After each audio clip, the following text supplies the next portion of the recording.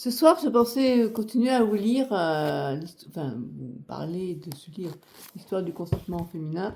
Et puis, dans ma boîte aux lettres, j'ai reçu le quotidien du pharmacien euh, qui traite dans un article de la soumission chimique. Et je trouvais que c'était un thème intéressant à vous exposer par rapport au procès des viols de Mazan. Et parler de la soumission chimique parce que on en parle très peu et il y a finalement très peu de femmes qui sont informées. En fait, dans ce que j'ai lu dans l'article, c'est que la plupart des gens pensent que la soumission chimique est utilisée dans le domaine festif, dans les soirées étudiantes ou en tout cas voilà, pour des jeunes gens qui veulent profiter des femmes et donc qui mettent en fait ça la soumission chimique c'est de mettre une oh, il y a une drogue spéciale mais même c'est un peu anxiolytique certaines doses bref mettre des, des substances qui vont altérer leur conscience. Le but, c'est de faciliter le passage à l'acte sans que la personne elle puisse se résister et d'autre part qu'après elle ait tout oublié. Donc en fait, là en l'occurrence, pour l'affaire qui concerne les viols de Mazan, c'était du Temesta qu'il utilisait, donc c'est un anxiolytique. Alors, c'est intéressant, déjà je vais commencer par vous donner l'information à retenir. Pour les personnes qui ont un doute, puisque ça n'arrive pas qu'aux autres, et j'ai là un numéro de téléphone pour les personnes qui cherchent à en savoir plus. C'est le centre de référence sur les agressions facilitées par les substances, le CRAFS. C'est une plateforme qui est spécifiquement conçue pour l'orientation des personnes suspectant une soumission chimique et à l'accompagnement des professionnels. Donc ça concerne aussi les professionnels. Donc je vous cite, l'objectif est de donner le maximum d'informations utiles et de mettre au service du plus grand nombre une expertise de santé publique que nous détenons depuis 20 ans. C'est le docteur Leila Chawashi. Le service permet de contacter un téléconseiller spécialisé par téléphone ou de déclarer en ligne une agression. Donc il dit, je cite le docteur, le nerf de la guerre, c'est qu'une victime ne soit jamais isolée, qu'elle ait déposé plainte ou pas. Il faut que se mettent en place des professionnels qui seront à même de l'accompagner. Grand public et professionnels trouveront des outils et contacts utiles, des supports de sensibilisation, des résultats d'enquête. Donc voilà, donc si vous cherchez des informations sur la soumission chimique, je vous donne le téléphone du CRAFS.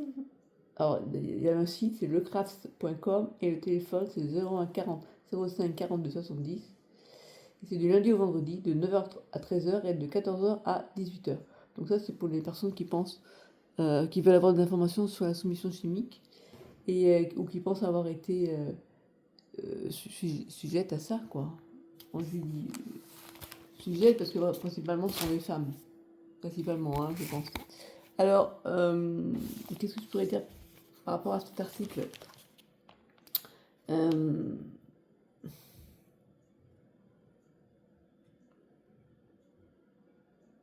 En fait, ils expliquent que les professionnels de santé sont très peu sensibilisés à la question de la soumission chimique, qu'on pense que c'est tout de suite des agressions reliées à des agressions sexuelles en milieu festif, alors qu'en fait, ils disent que les affaires rapportées peuvent se retrouver pour des vols avec ruse dans le monde du travail, entre collègues, en compétition sportive ou encore lors d'actes de malveillance sur le plan financier.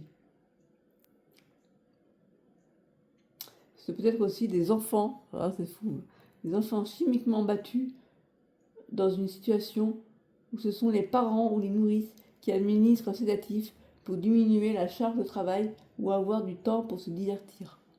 Vous imaginez ?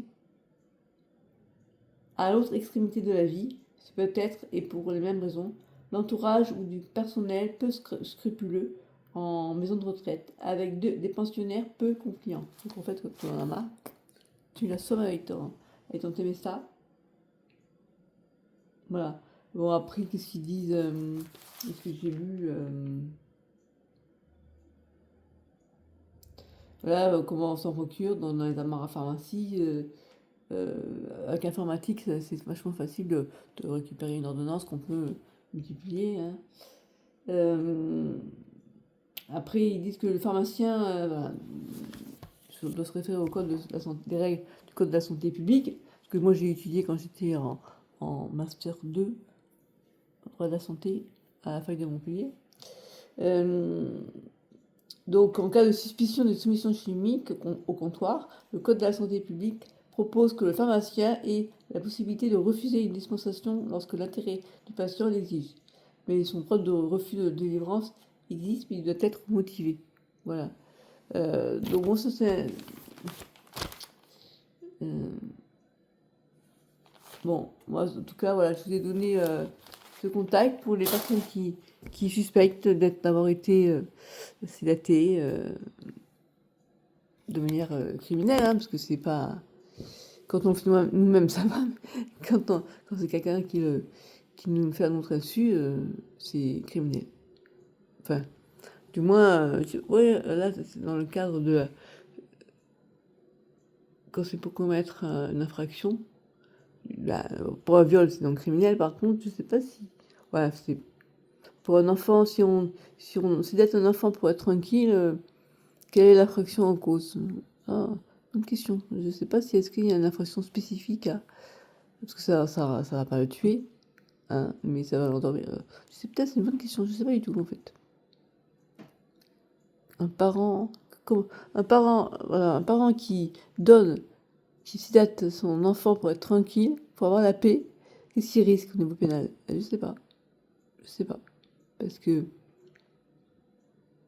là, dans le cas où je parlais de la soumission chimique, c'était pour violer une femme, pour qu'elle puisse pas se défendre, et pour pas même qu'elle le sache pas, finalement.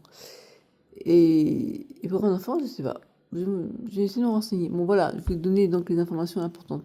Maintenant, je vais reprendre la lecture de mon livre.